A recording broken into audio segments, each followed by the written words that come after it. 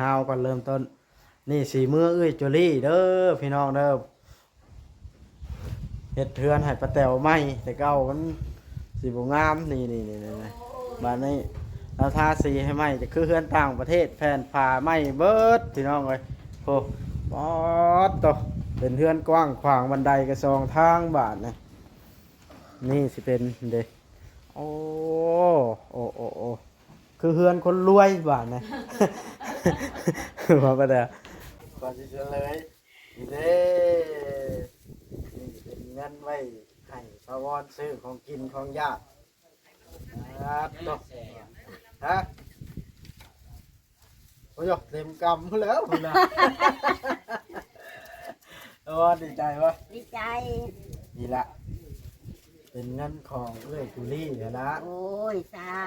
เป็น ธุ ผักมานะชื่อสีแล้วแบ่งมาให้เจ้าพร้อมเด้ โดย อยู่ชื่อกินเป็นว่าเพราะว่าเพิ่นเห็นคลิปวานนี่นะคลิปที่ว่าคอยถ่ายนั่นเด้ป้า โดย ว่าเจ้ามีเงินซื้ออยู่ซื้อกินนะ โดย เอามันยังเหลืออยู่650,000เงินไม่ป้าเด้อเพราะว่าค่อยน่ะเงินบ่พอเดี๋ยวยังติดหนี้แล้วอยู่50,000 บ่เป็นหยังบ่เป็นหยัง มื้อหน้าจะสิเอาเข้ามาให้พ่อได้ เป็น เข้า ห มา ยัง ดูจ้าสิให้600,000ก่อนเพราะว่า โดย ข้อยบ่ตัวดอกเพราะว่าข้อยซื้อสีเงินเดี๋ยวจะให้ว่าค่อยอยากให้น้ำนี่เดี๋ยวเราให้รถได้แล้วซึ้งแฮง เขาน้อยดีใจฝากเงินมาสิกินจ้าคุณหวังคุณนี่ให้อยู่ดีมีแรงเด้อเจ็ดสิเอ้ยถ้าถูกเงินคำหอดผู้ขาแล้วสาธุ ให้ละ อือ ว่าเราเป็นคนหูบุญคุณคนเนาะ เด้อ ลองให้นางอีกแล้วอย่าลืมกดติดตามเพื่อเป็นกำลังใจให้ผมด้วยนะครับทุกคนขอบคุณมากๆครับพี่น้องกันโดยเปิดภาพขึ้นมือนี่กะมาหาป้าแตวพี่น้องมาแต่เฮ็ดเทือนตุสิ่งจนเมื่อยแล้วก็เลยมาทางนี้เลยต่อทางนั้นเพิ่นก็เฮ็ดแล้วหรือว่าน่ะใช้สร้างนะป้าแตวอยู่เจ้าผู้เดียวว่ามันนี่ใช้ล่ะบ่เท่าอยู่ใช้ตอนนี้อันหัวเจ้าไหนเอาบอกไว้น้ำเจ้านี่ก็ได้หรอวะเนาะอ๋อโดยโอ้แต่ได้เฮือนจะคือเฮือนต่างประเทศเนาะเอามาแต้วเบิ้งสิลงมาพี่เจ้าสิบอกก่อนเลย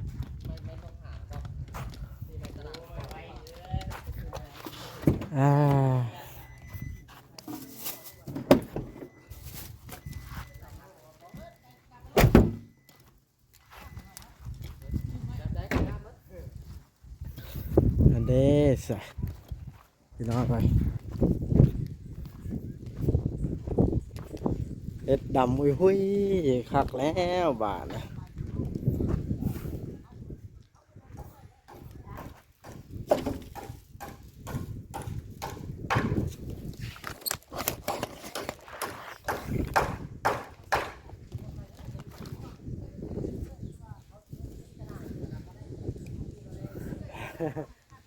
สร้างบุญเอาจะคนเนาะ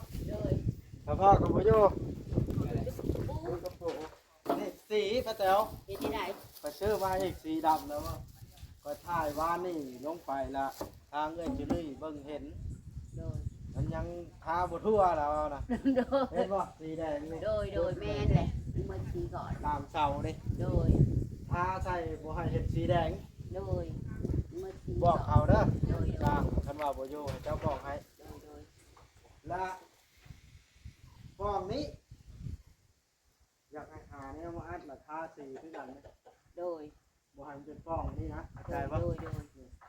ตอนนี้นึงเนาะกันเลย1 2 3 4 5ป้องนึงเนาะ โดย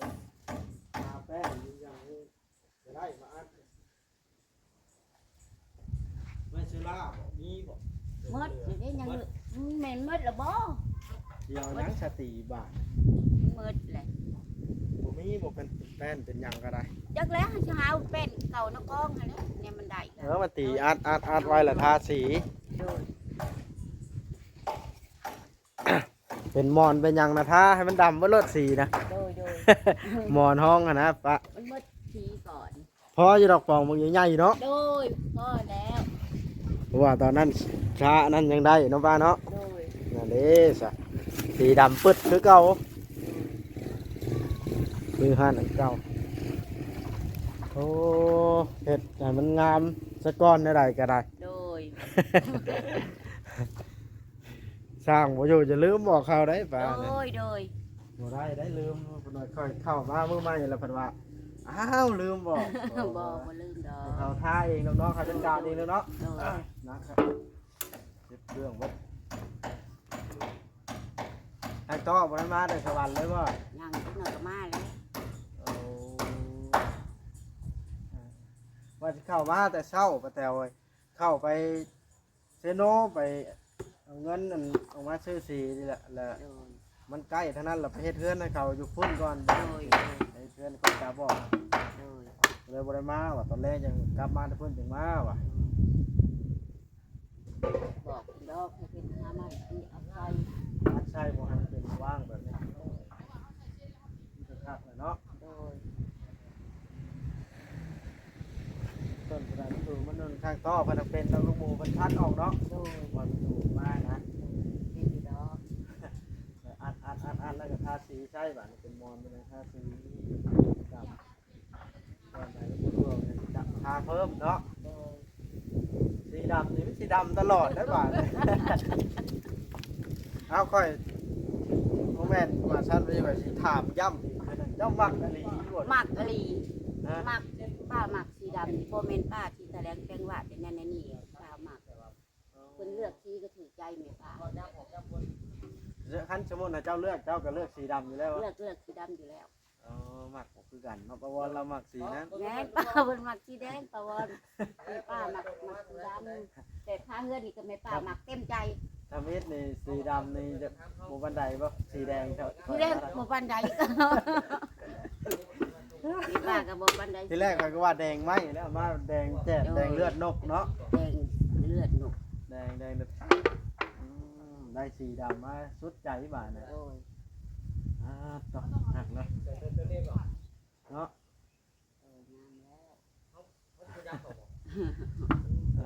พิจารณาแบบนั้นล่ะไป โดย เขามาแล้วบอกเขาเฮ็ดให้แล้วเขาเข้ามามื้อหน้าแล้วเขาสิมาถ่ายให้เอื้อยรีเบิ่ง โดย โอ้ป้าลืมเนาะลืมแล้วเนาะ ลืมดอก ว่างแดงนี่ฮะมาเห็นแดงทาใส่เบิด โดย สีดำ เขาทากันน้ำไม่แตกนะ เพราะว่าสิซื้อปองน้อยแล้วโอ้ขึ้นมายันลายบอลท่าว่ะ ทางคนนี้ทาบอกมึงบอกมืดดีบ่รู้เสร็จแล้วเพิ่นเพิ่น นั่นวะโอ้ แล้ว ทาเด้อ โดย เบิ่งค่อยขึ้นรีวิวเบิ่งก่อนเด้อ โดยขึ้นโดย ไปทางนี้ได้บ่นี่ ได้ โอ้โหคักอีหลีนี่เนาะป้าเนาะ โดยน้ำปลาก็น้ำสีด สังกะสีมุงหลังเลย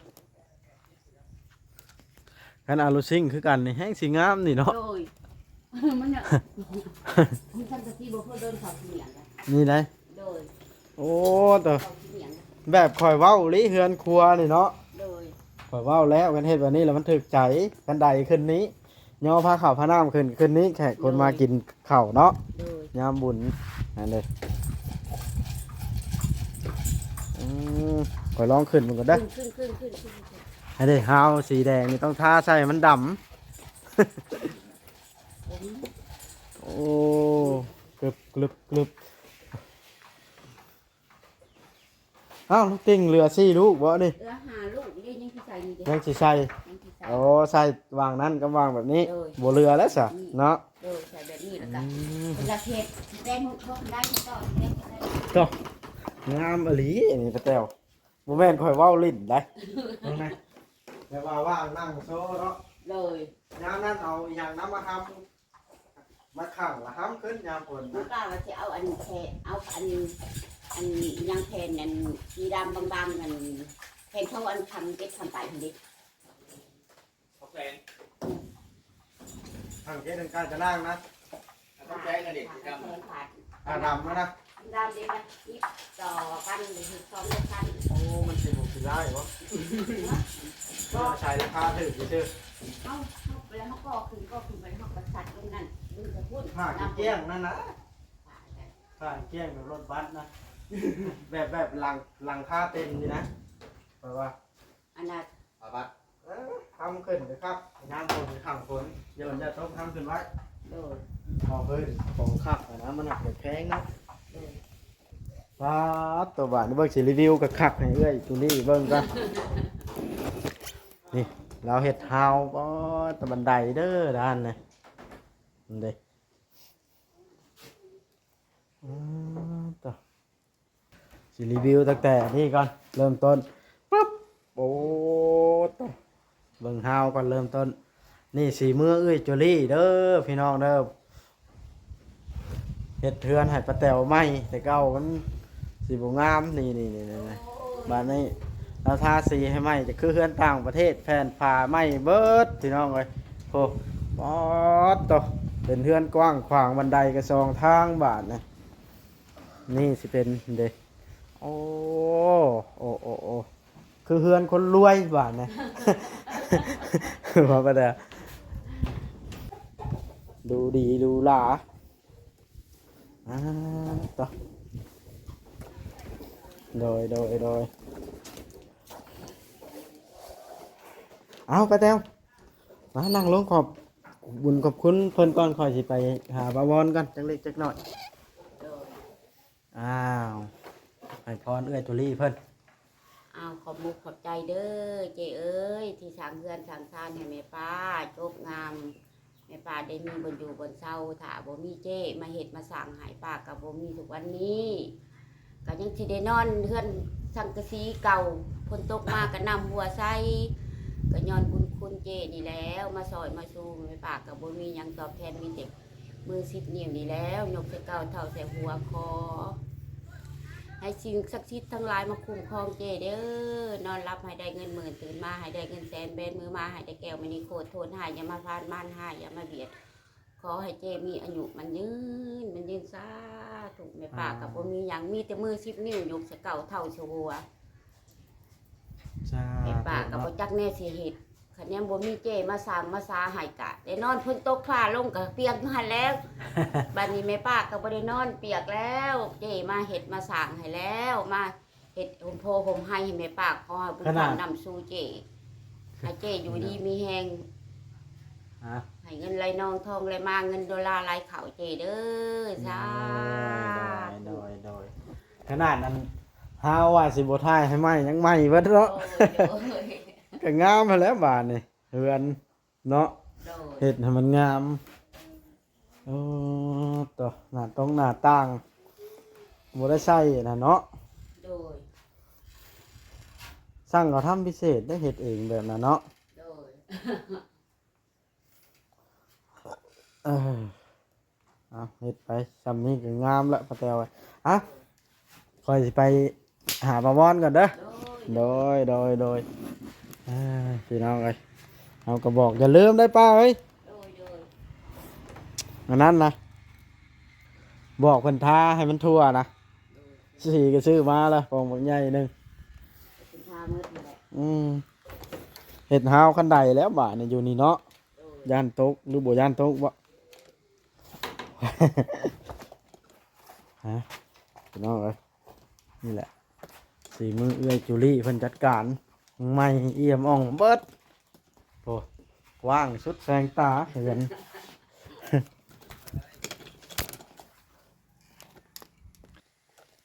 นี่แหละพี่น้องเอ้ยเข้ามากระบ่าวอูริคือเก่ามื้อนี้ก็ได้โอ้ช่างต่อเพิ่นบ่อยู่มื้อนี้อ้าวตัดภาพมาทางนั้นมันคือว่าแล้วนะฮะ โค้งห่างขึ้นไปโค้งห่าง ตัวคือว่าไวแท้วานี่ข่อยคือเข้ามาเห็นตั้งเสาเดียวนึงฮะสบายดีเด้อลุงเด้อ โดย สบายดีสร้างนายหรือบ่มีเอาเฮ็ดเลย ไว้ดิ โดยตัวเอาขุดคุณห้องน้ำยังบ่ทันได้แนวใดเฮ็ดตัวนั้นก่อนเนาะ เอาไปที่ละ ขุดดินเขาเฮือนได้นะ บ่แม่นบ่คุณของน้ำนะ จังเลย ใกล้กันน้ำเสียละไหลไปทางเดียวกันกับห้องน้ำป้าแต๋วเลยเป็นสมุนเฮ็ดห้องน้ำอันนี้ทรายก็มีแห่ก็มีสมุนเฮ็ดห้องน้ำเนาะไว้เทนี่บ่เอาโดยเด็กพี่น้องเอ้ยเฮ็ดให้จนว่างามหรูหราตัดภาพมาทางนี้ปัดอันป้าออดโดยสิบปากน้ำไผ่เนาะกูมือนี่ สบายดี ฮะ สบายยังจะติดไขวัด บปากน้ำไผ่ว่าฮะ สบายดีกินบ่กินมันยมแกม อ่ะ เมื่อย ดีใจ มาทักทายเบิ่งปาวอนก่อนสบายดีป้า สบายดี ป้าต่อไปได้ขึ้นยิ้มไปเป้ยแท้เดียวนะฮะ ยิ้มเลยดีใจได้เฮือนใหม่ห้องน้ำก็สิได้เฮือนครัวก็สิได้ เออ เด็ดเต็มใจแล้ว พอดีเราข่อยมาคันข่อยเจ็บท้องอย่างก็มีห้องน้ำบัด โดย เนาะ มันก็สบายเลยวันนี้เนาะ เดี๋ยว ก็สาธุคุณบุญมันคนยืนแล้วเพิ่นเฮ็ดให้ก็นั่นแหละให้เพิ่นอยู่ดีมีแฮงสุขใจสบายใจฟ้า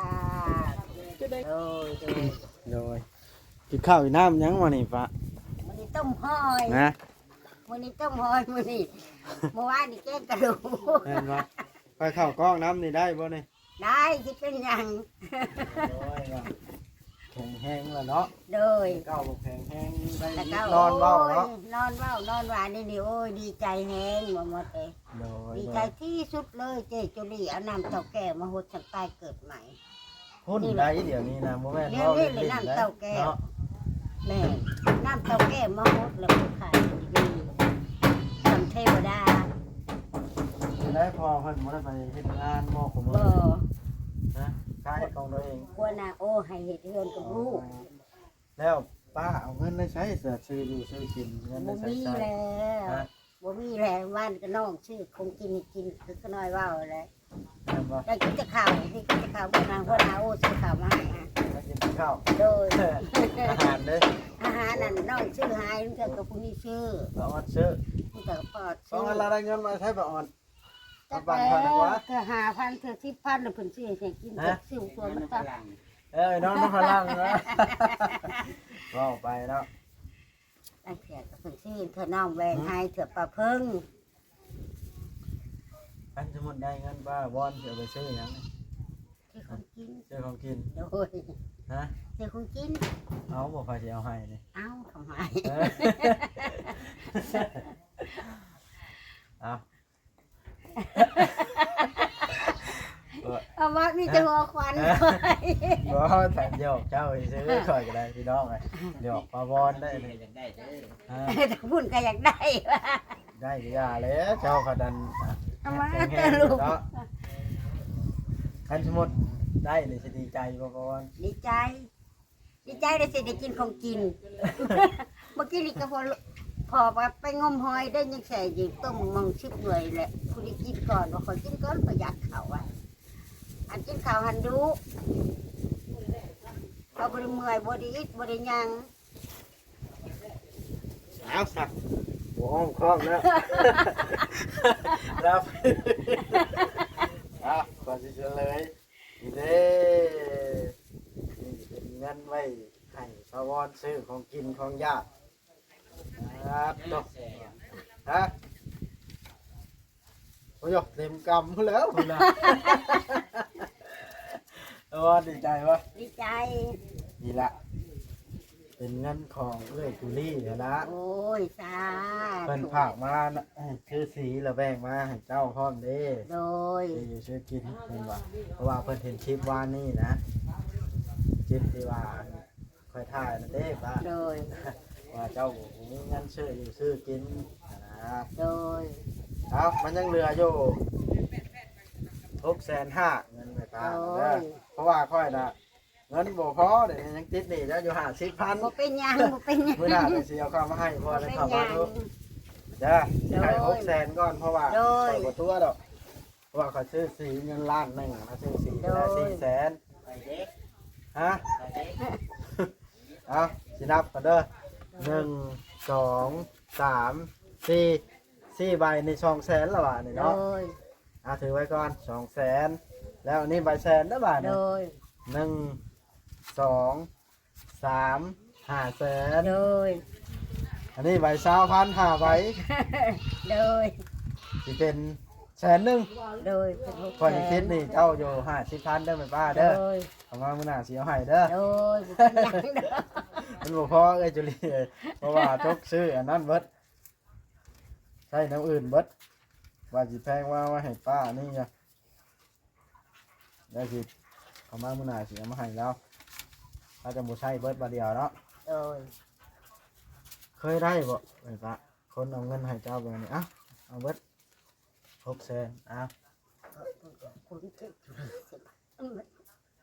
เดี๋ยวจะให้ว่าค่อยจะให้น้ำนี่เดี๋ยวเราให้แล้วได้แล้วซึ้งแหง เขาน้อยดีใจฝากเงินไม่สิกินจ้าเป็นหวังเป็นนี้ให้อยู่ดีมีแห้งเด้อเจ็ดสีเอ้ยถ้าถูกเงินคำหอดผู้ขาแล้วสาธุ ให้ละ อือ ว่าเราเป็นคนหูบุญคุณคนเนาะ เด้อ ลองให้นะอีกแล้วว่า